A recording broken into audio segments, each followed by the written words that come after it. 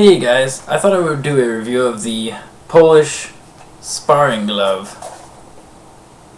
These are from sparringgloves.com, though I ordered mine from Scott Brown here in the US. He's basically a distributor for these in the States. These are one of the more popular gloves that I see in the HEMA community, so naturally I had to pick up a pair.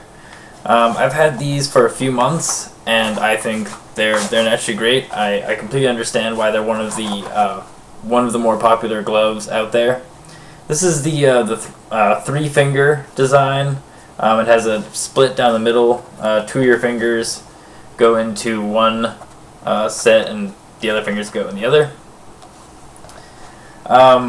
In terms of construction and coverage, this thing is awesome. It's made of a very thick rubber, it feels like almost, with leather attachments in places. So it starts off with a very big, thick rubber material in the cuff, which again has good coverage, has their logo on it. You can tie these and adjust as you wish. Then it has a sort of Kydex synthetic material. This feels like thick canvas basically, and it has overlapping plates inside of those, which are really nice to protect the wrist joint, but still keep it flexible. Basically, it's nice. Coming up to the actual glove, there's more of this heavy leather, again bound together by these pieces of leather. Basically, at the flex points, they put this leather over to prevent wax between there, which seems to work pretty well.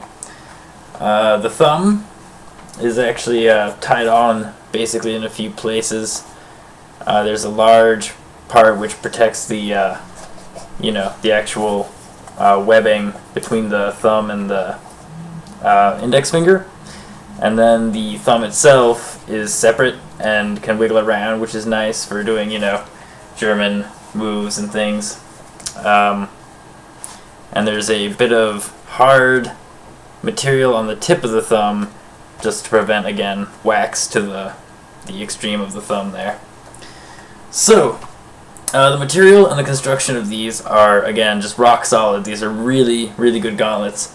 The only issue I have with them is that when you first get them, there's kind of a break-in learning period with these gauntlets.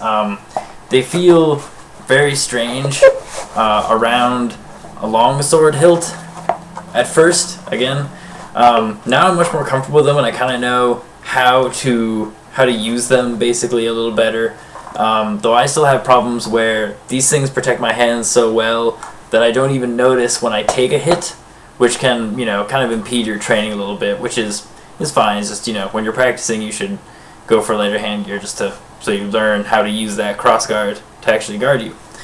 So yeah, there's a little bit of a learning period with the fingers, just with how rigid the fingers are when they're not broken in, and then again just gripping a sword with this kind of grip at first is a little strange, but I've gotten much more used to it. I rather like them. I feel like they could be broken in more still. I've had them for months, and I've had people tell me that these things take a full year to fully break in, and I believe that. But again, very solid, well-made glove.